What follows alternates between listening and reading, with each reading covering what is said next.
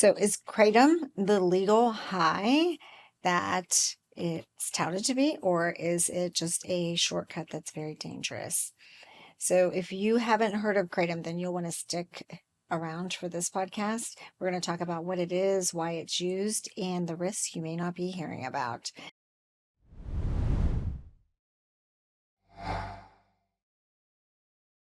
So welcome back to the channel with me, your host, Dr. Debra Durst, and my co-host. Hey guys, Faraday Golombiewski, family nurse practitioner here at Revitalize MD. So today we're going to dig into Kratom, what it is, the good, the bad, All the things about it. And this is something I'm not as well versed in as Dr. Durst. I'm going to let you take over and explain what Kratom is. Yeah. Well, so we actually first, I've heard a lot about it and it is trending and I hear a lot about it on social media.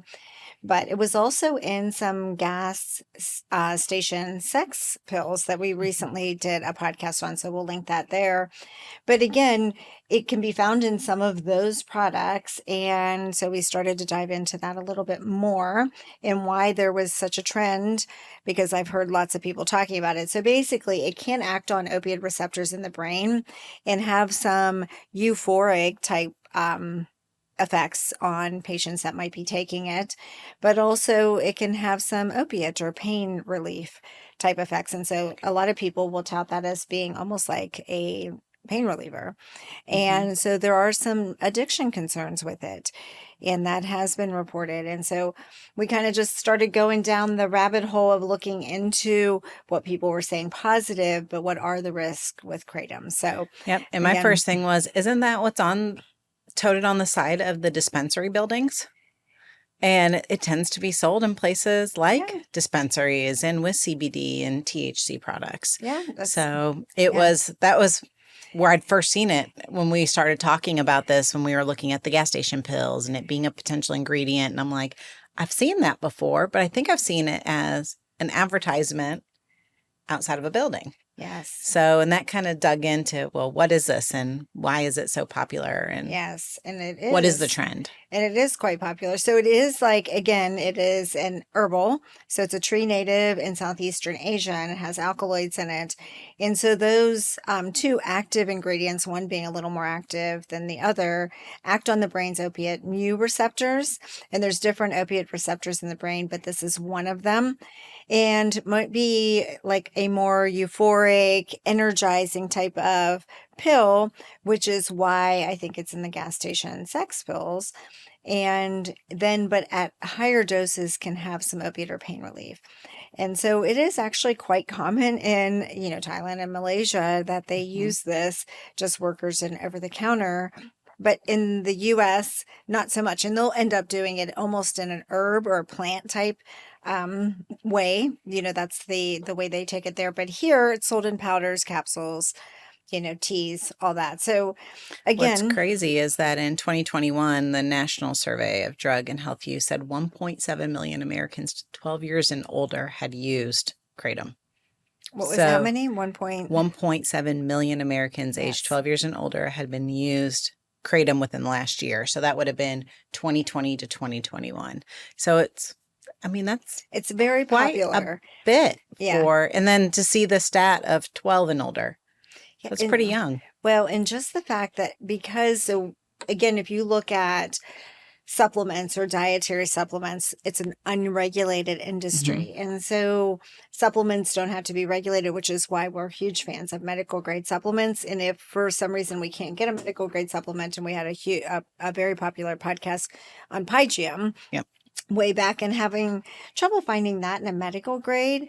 But if you don't find a medical grade, you have to go with something reputable that you can actually look into, because it's an unregulated. So the FDA isn't regulating vitamins, minerals, and herbal dietary supplements. They call it dietary because it should be something that's usually found in the diet, because we started again having the conversations like, what is the difference between a dietary herbal and maybe something else that is a medicine but naturally occurring. So it gets complicated. But again, if it's usually in the diet, so if you look at peptides, for instance, again, some of them not being like a pharmaceutical agent or FDA approved product, but they're also maybe not naturally occurring in the diet. And so they don't fall under dietary supplements either. Because if you look at this, it went from not being regulated to potentially being a controlled substance by the DEA, Yeah, which then because then takes you it's down treating that. disease. Yes. Well, then it takes you down like that. Like Yeah. so we're unregulating it. We can take it from unregulated to actually making it like illegal for use, period. Right. Like And how do we get CBD, right? It's Yeah. it's a plant. Yes. So that's an herbal. And we went from unregulated to having a disease process claim. Yeah. And now becoming highly regulated. Yeah. Or it was actually probably illegal everywhere, a little bit less regulated in state deregulation, and then having a medical basis. So again, there's this area of like, does it need to be FDA, in that FDA approval for like a drug? Is that a company has to do a lot of research for that new drug to be approved in an NDA, a new drug approval process, which costs a lot of money. So I can see where it might not become a drug because that takes a lot of money. But how do we get it where it's not recognized as something dangerous? And it goes from unregulated to dangerous. I just think there's like there's no middle. There. Yeah, where's the middle? Is what you I think it's hard for people to understand. It's hard for me to understand. So I just look at it, if it has potential, like, so if it's not herbal, not normal in the dietary, like in your diet, then it can't be a dietary supplement. It can't go unregulated.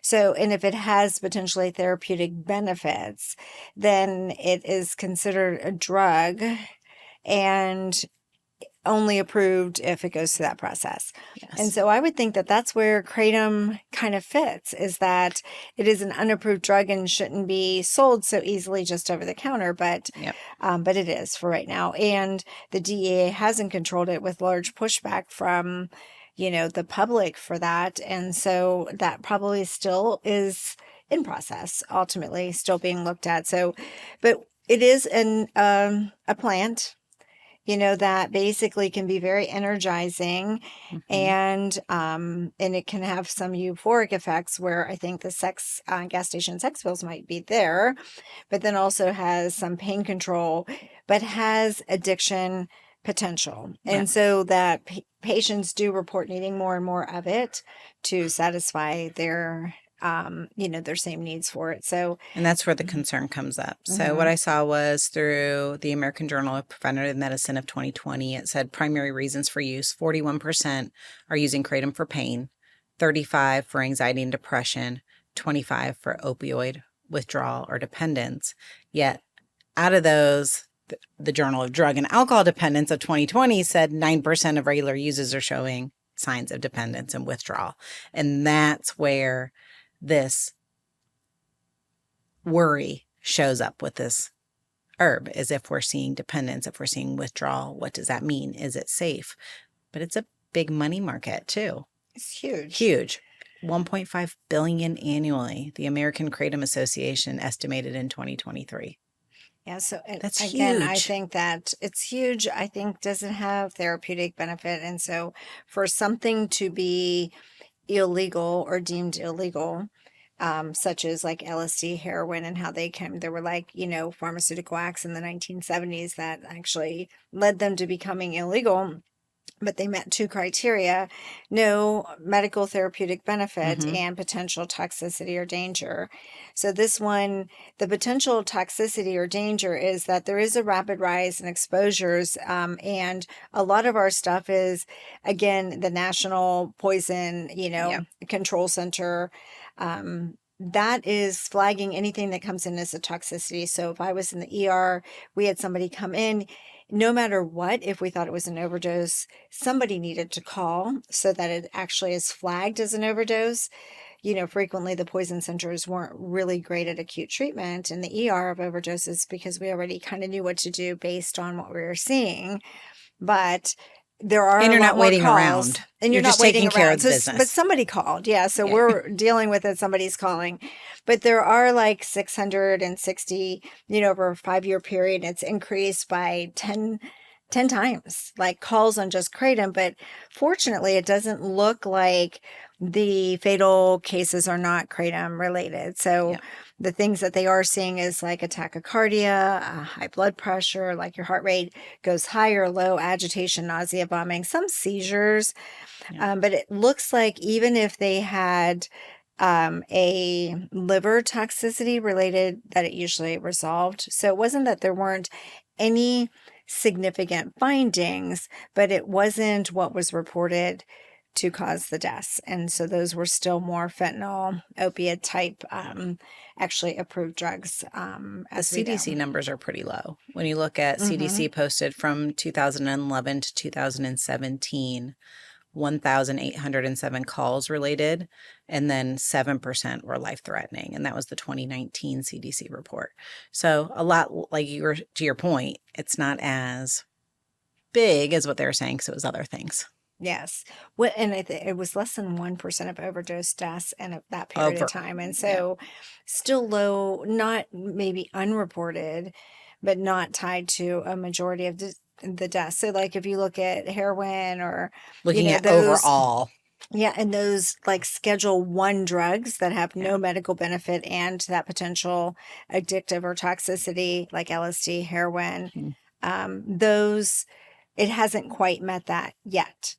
And so I think the issue is, does it have medical benefit? And if it does, then it probably needs to go down FDA approved as a drug and not be just a dietary supplement. So, but anyhow, I think those are the big things. One of the things that came up. So again, should you take it? Should you know about the risk? So there are a lot of potential side effects or ER trips related to this and potential death. It's just not anywhere near the fentanyl, what you wouldn't want it to be. But there is some heavy metal toxicity. And so they have had lead and nickel toxicity related to this. And that was again through poison control centers and FDA. And so they've also had salmonella breakouts related to some of these products. And that was multi-state. So there are some things that because it's not regulated, you don't know what you're getting in it. There's no consistency across, so you might get too much of it. But also, is there other items in there that can be causing an issue? Because they don't necessarily list them. Yes, because there's no regulation. Correct. We talk a lot about safety, knowing where we're getting products from. Yeah. And this is why. Yeah, and I'm just so surprised that it's just so readily available. It was at the gas station, like, and you're like, again, everywhere. Yeah, you see it on the sides. It tends to be in those dispensaries. That's where I saw it. And when I drove by one the other day after we were talking about it, sure enough, there it was on the side of the building. Yeah. But it's been banned in some states too. Yeah. So it's definitely, there's enough controversy around it. Yes. And you said, but the industry's huge. So they're doing a big promotion. It's readily available. The industry's huge, but there are some dangers affiliated with it and also some toxicities from other things in it, no consistency, but also just the fact that if you combine that with alcohol, just like opiates, I think the danger is there that opiates are highly addictive and nobody knew what they were getting into. Well, we kind of knew what we were getting into. Yeah. And it was, again, like governmental down that ER, satisfactions were geared towards, the patients leaving and being satisfied. And if you wrote if you had a pain score and it wasn't satisfied, then you didn't get a good review when they left the ER, and therefore governmental reimbursements were geared towards, reimbursement rates go down. And so it was, again, from the top down, we knew what we were running into. Like, we saw it as ER doctors because, they would basically pressure people to write pills, not anyone in particular, but again, Press Ganey's and patient satisfaction tied to reimbursement, which was tied to a doctor writing a prescription. So that's a problem, right? And then doing pain scores, and they could be sleeping, and a 7 out of 10 was still reasonable. So we knew where we were going with this. The problem is these aren't FDA approved, and we don't know where we're going with this. And so there are a lot of addiction, and opiates are highly addictive and hard to get off of. So Yep. I would just be cautious about using this, especially if you're finding yourself needing more and more, because that kind of addiction is a very difficult one to break. And so, and if you combine it with alcohol, benzos, other sedatives, Yeah, where you're on people don't think Valium, about being Klonopin, careful of medications that they're on when they're taking a supplement over the yes. counter, but it can have some pretty lethal effects if you're combining it with other opioids. Yeah. And I would say that a lot of these products, especially that gas station sex pill, as in our previous podcast, has lots of different agents in it. And so you don't know how they interact with each other either. And then I told one story just about, again, how we had one patient that came in, using a supplement and was malignant hyperthermia and coded and died, and he was young. And And it, that's that pretty was, rare. yeah. That's a rare condition. But yeah, no, it's rare, but it's not rare if it happens to you. So like my Yep. issue is that if you take too much of it, or it's a combination where you really haven't researched that product, so probably not something to get off the counter as you're walking out of the gas station.